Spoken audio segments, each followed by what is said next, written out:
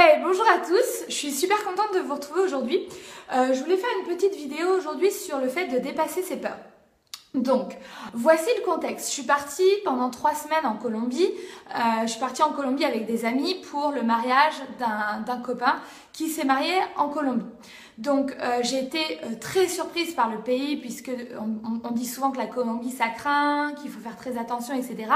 Et au final, au niveau gastronomique, au niveau des paysages, au niveau des gens, enfin, j'ai adoré. J'ai vraiment tout adoré. Ce qui fait que lorsque je devais retourner à Paris, eh bien, je me suis posé la question, je me suis dit, non mais attends, en fait, finalement, qu'est-ce que tu ressens vraiment là, à cet instant? Et ce que je ressentais, c'est apparemment, j'ai pas envie de rentrer. Donc, en fait, je me suis dit, pourquoi pas rester et profiter du moment présent et te faire un cadeau qui serait de passer plus de temps en Amérique latine et de connaître un peu plus la culture. Sauf que, comme tout le monde, j'ai mon mental avec mes pensées négatives qui sont commencées à venir me grignoter la tête, on va dire. Et là, j'ai été prise d'angoisse, j'ai été prise de peur et j'avais vraiment un nœud dans le ventre. Pourquoi? Parce que j'ai pensé à plusieurs choses. Un, j'ai pensé au budget. Je me suis dit, mais attends, t'as pas prévu ce budget, c'est pas raisonnable. Deux, je me suis dit, ok, le billet d'avion, qu'est-ce que tu vas faire? Est-ce que tu peux le changer? Et si tu peux pas le changer, il va falloir reprendre un autre billet, ça va être compliqué, etc. Ensuite, je me suis dit, t'es la seule qui veut rester en Amérique latine. Donc, tous les autres vont partir. Bien évidemment, mon ami de Bogota va rester à Bogota, mais il bosse. Donc, je me suis dit, tu vas te retrouver en fait toute seule si tu pars pas. Donc, forcément, là, ça met un petit stop. Je suis souvent partie toute seule en vacances, mais j'ai toujours rejoint des amis ou j'ai toujours rejoint des organisations, des associations humanitaires, par exemple. Un gros point important qui était une barrière, c'est aussi de se dire je parle anglais et allemand, l'allemand me sert pas et l'anglais me sert à peine puisqu'ici les gens parlent l'espagnol. Donc à partir de ce moment-là, je parle pas du tout un mot d'espagnol, donc j'ai aussi paniqué par rapport à ça. Voilà. Donc j'avais toutes ces pensées et je me suis créé un scénario catastrophe comme on le fait très souvent dans plein de situations, sauf que en fait, j'ai repris le dessus. J'ai repris le dessus en me disant quoi? En me disant, eh bien, ces pensées que tu t'es créées, ces 99% de ces pensées ne vont pas se réaliser. C'est uniquement de la matière négative, des pensées négatives qui vont te ralentir dans tes actions. Donc, tu baisses le volume de tes pensées quand tu as ces pensées négatives qui arrivent. D'accord? Toutes ces pensées négatives, je vais les transformer en pensées positives. Par exemple, niveau du budget, je me suis dit, ok, le budget c'est pas raisonnable, mais l'Amérique latine, ça coûte 10 fois moins cher que la France. De toute façon, donc je dépenserai moins. Deuxièmement, je me suis dit, quand tu vas rentrer, eh ben, tu vas travailler plus.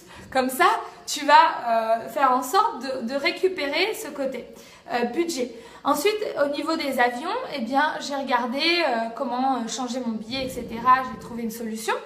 Partir seule, je me suis dit, attends, tu as rencontré 2 nanas hyper sympas en Colombie, tu vas prendre contact avec elles et voir où est-ce qu'elles sont. Comme par hasard, elles sont au Pérou.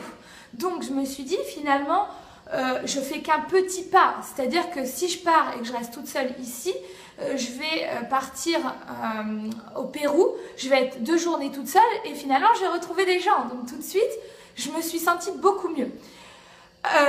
J'ai également pensé à me dire, ok, on n'a qu'une vie et il faut vivre le moment présent. Et je suis considérablement, je suis décidée à 100% de vivre et de suivre mes intuitions. Et mes intuitions, elles me disent de rester. Donc, j'ai décidé de me faire confiance.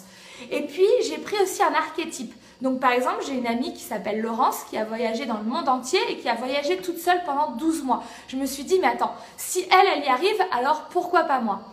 Donc, il y a eu ça. Et finalement, l'espagnol, je me suis dit, bah, vu que je vais être toute seule, je vais devoir faire des efforts. J'ai téléchargé une petite application avec des choses que je peux traduire rapidement, des petites phrases, et je me fais comprendre par la gestuelle. C'est complètement magique. Pourquoi? Parce que j'ai pris cette décision hier. Là, je vous parle, je suis en direct de Lima, donc la capitale du Pérou. Je suis dans un bed and breakfast où j'ai rencontré Rezus, qui est le propriétaire en fait de cet endroit, très gentil. Donc c'est Bed and Breakfast 242 à Lima. Donc c'est splendide, ça coûte pas cher et en plus j'ai fait la connaissance du propriétaire qui est prêt en fait à me laisser organiser une conférence donc de coaching et en même temps je vais lui faire une petite démonstration sur un groupe de Energy Healing, donc soigné par le transfert d'énergie. Donc c'est absolument magique, je suis ravie, je suis fière de moi d'avoir pris cette décision et j'encourage absolument tout le monde de suivre ses intuitions, de baisser les pensées négatives et de les remplacer par des pensées positives. Je ne veux pas que vous créez un worst case scénario comme on dit en anglais, mais plutôt le best case scénario, c'est-à-dire les meilleures choses qui puissent vous arriver. Je vous dis à très bientôt, bye.